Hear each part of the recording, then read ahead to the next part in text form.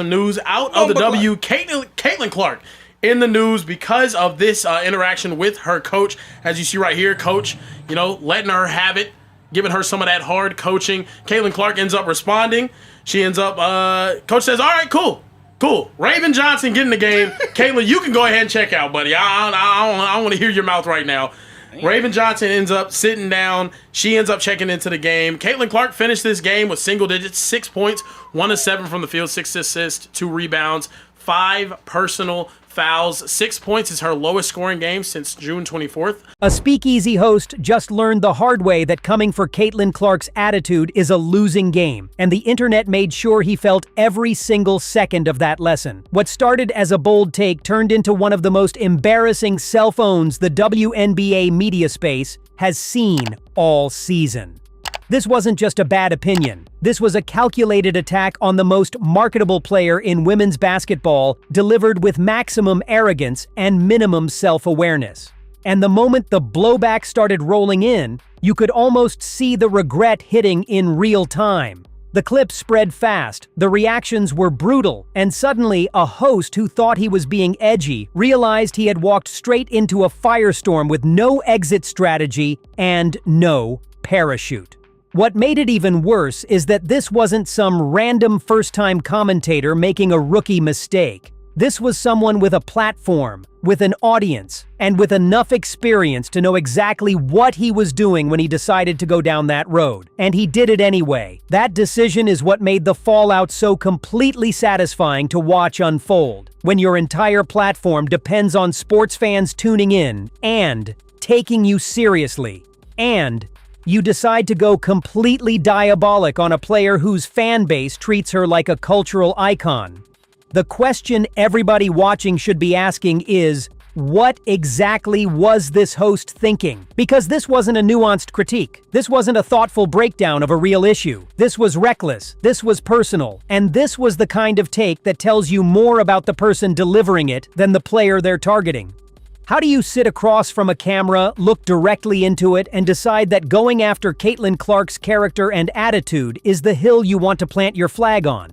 And more importantly, how did nobody in that room pull him aside before that segment aired and tell him this was a mistake he was never going to be able to walk back cleanly? Here's why this moment completely blew up in that host's face, and why the backlash he's receiving right now is 100% deserved. Because this goes way deeper than one bad segment. This is a commentator who swung for the fences trying to manufacture controversy and ended up exposing exactly the kind of media behavior that fans have been calling out for years. We scrolled through every reaction, every response, and every comment this clip generated, and what we found was a fan base that was not just angry, but had receipts, timestamps, and absolutely zero mercy.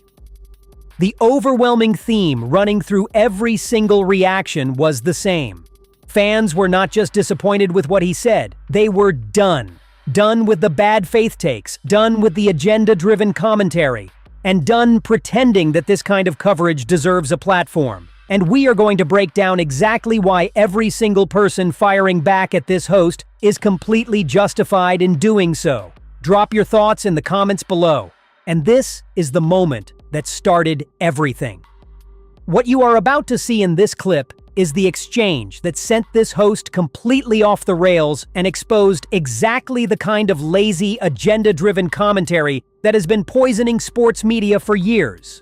Caitlin Clark had a competitive back and forth with her coach on the sideline, the way competitors do in every single sport, at every single level, every single day, and this host decided that was enough ammunition to build an entire character assassination around. A bad shooting night, a sideline moment between a player and her coach, and suddenly this host is treating it like the biggest scandal in WNBA history. And what made it even more revealing is how Caitlin Clark handled the aftermath. She was composed, she was direct, and she made it crystal clear that the people actually inside that locker room had zero concerns about what happened. But composed and direct does not generate the kind of outrage clicks this host was clearly fishing for, so none of that mattered to him. Some news out of the W. Caitlin Clark in the news because of this interaction with her coach. As you see right here, coach, letting her have it, giving her some of that hard coaching. Caitlin Clark ends up responding.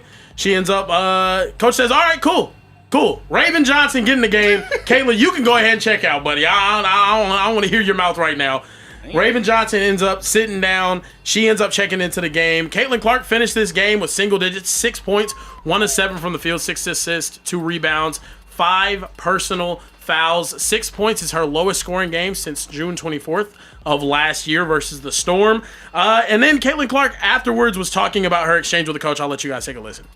First of all, 2 people being competitive, 2 people that really want to win, and I think a lot of those things happen all the time, and I know there's a camera on me, and that's how it's going to be, but there's a lot of people out there in the media or on TV that they think they know a lot of things, and they're just blatantly wrong about a lot of things, and I ride for Steph. I ride for these girls. Steph has my back more than anybody, so nobody in that locker room, in our locker room, or Steph or our coaching staff thought twice about it. It's just another example of what everybody, all of you, want to blow up and make something that is just lost and not in reality. Now here is what every person watching this clip is probably turning over in their head. If Caitlin Clark herself came out and explicitly stated that her relationship with her coach is completely solid, that her teammates had no issue with the moment, and that the people inside the organization did not think twice about it, then who exactly is this host speaking for? Who gave him the authority to override the first-hand account of the person who was actually there and replace it with his own dramatic interpretation? And why does it feel like no matter what Caitlin Clark says or does, there is always a section of sports media ready to twist it into something negative? Is this genuine analysis, or is this a host who realized that attacking Caitlin Clark is a reliable shortcut to views and engagement regardless of whether the narrative is grounded in anything real? The answer is uncomfortable, but it is not complicated. What this host did was take a completely normal competitive moment, strip away every single piece of context that made it normal, and then present the emptied-out shell of the story to his audience as though it were some kind of major revelation. Caitlin Clark rides for her coach. Her coach rides for her. Her teammates saw nothing worth discussing. The locker room moved on before the media cycle even started. But this host needed a story, and he built one anyway out of nothing.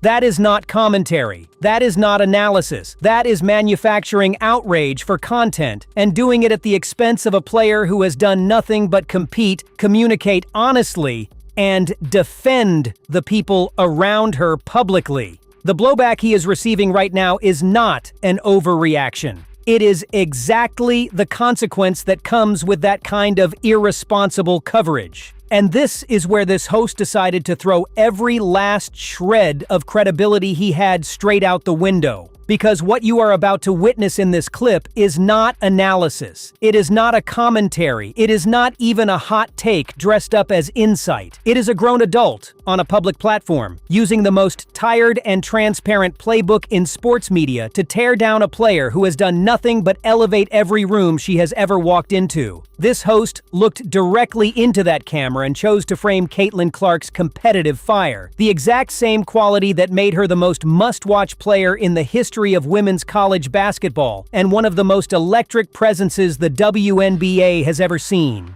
as some kind of character flaw that the world needs to have a serious conversation about. The audacity of that framing is breathtaking, because what this host is essentially arguing is that Caitlin Clark was acceptable when she was winning championships and breaking records. But now that she is a professional operating in a harder environment with higher stakes and more pressure, that same intensity is suddenly a problem that needs to be corrected. That is not a sports opinion. That is a personal agenda wrapped in basketball language, and this clip proves it beyond any reasonable doubt. Our puss attitude, bro. Is anybody gonna say it? Can anybody have the uncomfortable conversation that as talented of an individual and an athlete as Caitlin Clark is, she has an insufferable attitude at times on the court. She wears her emotions on her sleeves, and it is an insufferable, almost pompous, arrogant attitude. The hubris that she always moves with is starting to rub people the wrong way. So when you get into it with your coach, it is no surprise that the world is making it a big deal, because for years now, Caitlin has had this pompous attitude. And you can get away with it when you are an absolute freakazoid and a phenom. But when you're no longer this collegiate standout freakazoid phenom, and you are now navigating the terrain of a professional WNBA player.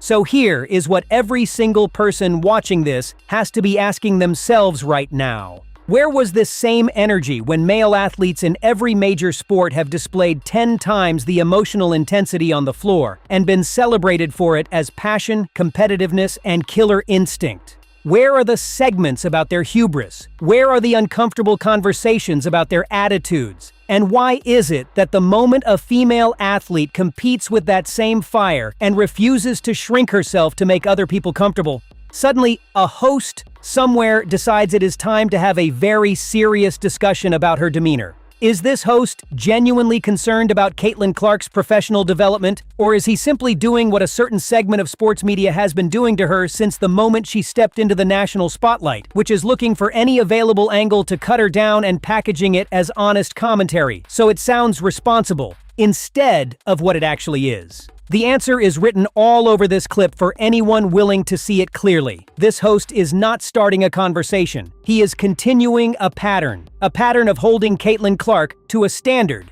that does not exist for her peers, a standard that shifts and tightens every single time she succeeds and loosens every time someone needs a reason to diminish what she has built. Competitive intensity is not arrogance. Wearing your emotions in a high-stakes professional environment is not a character flaw. It is called being a competitor, and every coach, teammate, and person inside that locker room has already told the world exactly where they stand on Caitlin Clark's attitude. They stand with her. The only people who have a problem with it are the ones watching from the outside looking for something to criticize. And this host just put himself at the very top of that list in the most public and embarrassing way possible. The moment this host decided to go after Caitlin Clark's attitude, he handed her fan base exactly the kind of target they have been waiting for. He did not land a punch. He tripped over his own take and fell flat in front of every single person watching, and the internet archived every second of it. That is what happens when you build a narrative on bad faith, skip the context, and bet against the most supported player in women's basketball. The receipts always come out, and the blowback always hits harder than the original take ever could have. If you want more breakdowns of the moment sports media gets it completely wrong and the internet fires back with zero mercy, hit that subscribe button right now because we are just getting started.